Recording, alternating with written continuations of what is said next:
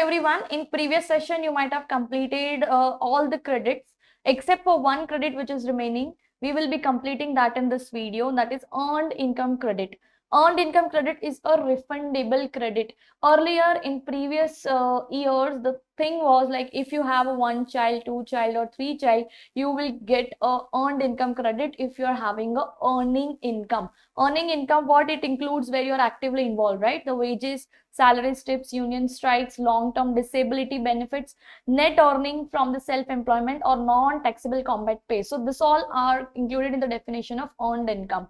And other income is your, like where you're not involving yourself fully, is your non-passive income. Okay, sorry, passive income. So it's about when you have a earning income, based on this you will get a credit. One more condition is this passive income should not be more than $11,000. To receive this credit, the child, okay, the child whom you are claiming as a qualifying child should be of less than 19 years, or if more than 19 or more, then it should be, the child should be a full-time student.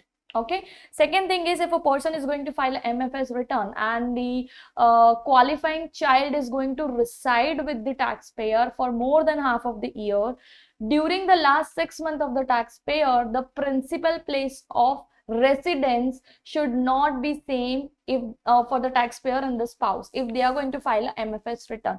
Else, if they are filing MFS return, they are living under one roof in the last 6 months, they can't go for EIC. Okay, so this is one exception. There are the limits which is based on how many number of child you are going to claim on the tax return. If zero qualifying child is there, still you will get this credit based on your filing status. No need to remember the limits. Again, I'm saying wherever it is necessary, I'll just inform you that. Okay. So if a taxpayer has a decree, instrument or agreement other than the decree of divorce with respect to the individual spouse and not a member of the same household. Okay, so with the individual spouse, if you're having any decree or any arrangement or instrument, and that person with whom you're having this agreement, arrangement, is not a member of the same household with the individual spouse by the end of the taxable year, then also you can file a MFS and still claim this earned income credit. Condition is there should be a qualifying child, at least one qualifying child should be there.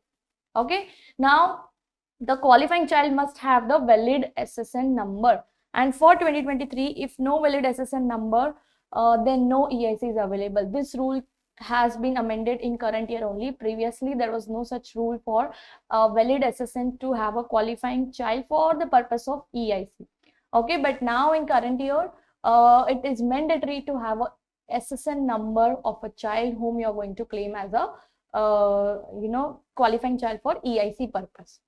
Okay, one more thing is, there is one exception.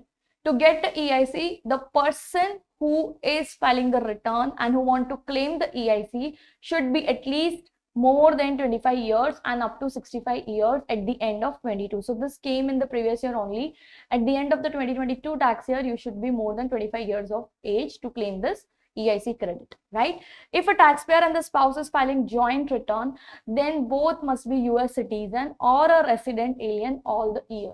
If taxpayer and spouse were a non-resident alien for any part of the year, they must be filing a MFJ, and taxpayer and spouse must be US citizen with a valid SSN, or at least a resident alien who was in US for at least 6 months of the year with a valid SSN. Okay, let's take one example. Taxpayer is a US citizen, spouse is not a US citizen, but spouse is living with the taxpayer with a valid SSN for at least 6 months, and they both are filing a MFJ, then they can claim the EIC credit easily. Okay, else if let's say the spouse is not resident, not a US citizen, not having SSN, then they can't go for EIC credit. Next is, taxpayer cannot file form 2555 related to foreign earned income. See, you should have at least earning income from any of this to claim this credit. Then as the name suggests, earned income credit, right? If you don't have earned income, you can't go for this credit. But the condition is foreign earned income. Whether we have foreign earned income, is it possible to claim a credit based on that? The answer is no. You cannot file 2555 form, and based on that you can get a credit, right?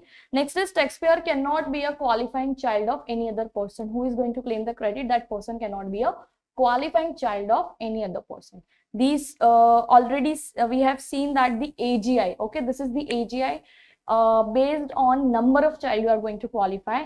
How much credit you are going to get is given over here. 600 if you don't have any child. If one child is being claimed, 3995. Two childs are claimed, then 6604. And if three or more child are claimed, then 7430. So this is the amount of credit, and maximum credit you can get is 40% if two child and 45% if more than two child. Okay, so this is the condition. One more thing which is mentioned over here is who can fall under the definition of qualifying child. So in your EA exams, the definitions of qualifying child, qualifying relative, dependent will change in each and every credits, each and every filing status. So make sure you are prepared very well based on the conditions and criteria, okay, before going to the exams. So see, relationship: son, daughter, stepchild, foster child, adopted child, deceased of descendant of any of them. Okay, so this people can be considered as a qualifying child. The age criteria we have already seen. The child should be less than 19, means exactly 19 also, then also it will not work. The word they have used is less than 19, right? And exactly 19 is there, then the person should be a full-time student. Full-time means more than 5 months. More than 5 months means minimum 6 months the person should be there in the college. Okay, should be have a present attendance in the college for at least 6 months. So this is what the relationship test, age test. Third is a residency test. The person should be living with the taxpayer for at least half of the tax year, and they should be filing a joint return. If a person is married, then the taxpayer and spouse will file a joint return. Few exceptions are given over here. Even if you're filing MFS, that's fine, but other condition is last 6 months you should not be living under the same roof. One more thing is the child whom you are claiming, that child should not be filing a joint return with someone else. But one exception is only for claiming the refund will be allowed. Apart from that, the child cannot file a joint return with someone else. Okay, so that was it for the EIC credit. Now one more thing you can remember is there are 3 forms which are used for PTC. Okay, last time I have explained you the premium tax credit, I think, yeah, health insurance, premium tax credit. So these 3 forms are being issued which will mention how much premium you have actually paid to the insurance company. Okay, 1095A, B, and one more is C. Okay, 1095A is issued by a state or any local insurance company. Okay, those who work for the state or those who are having a local recognition, those will be issuing 1095A. Some private insurance companies will be issuing 1099B, and if employer has taken the insurance claim for their employees, so employer will be issuing 1095C. Okay, 1095A, 1095B, and 1095C. Just remember the form names. Okay, that's fine. It's very rare they can ask, but maybe prepare for the worst. If they ask the form numbers also, then you should be prepared. Okay, 1095A is a insurance premium which you're paying to the state or local government. Okay, to those marketplace insurance companies, those work at the state and local level. From them you will receive a 1095A. 1095B will be issued from an insurance company, a normal insurance company, not a state or local related. And C will be something which employer has taken the insurance policy for their employees, then they will be issuing 1095C. Okay, so this is about the credits chapter. I'll just quickly mark the IMP topics from this chapter is, let me open the, yes, index. Here mainly the child tax credit, child and dependent care credit might be asked.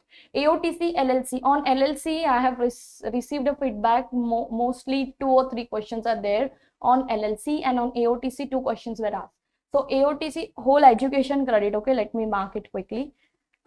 See, this education credit, this one is important, right? Then premium tax credit, there were question on premium tax credit. Then child and dependent care credit. So these 3 are most important. And one more is this education credit, LLC, and adoption credit. So please make sure to go through this 4-5 credits very well. Do all the 360 angle understanding of the topic. Remember all the criteria, remember the limits. No need to remember the phase outs, that's fine. But the basic limits which needs to be remembered for this credits are important. Okay. So that's it for the credits chapter. We'll meet in the next session with the new chapter, gross income. Okay.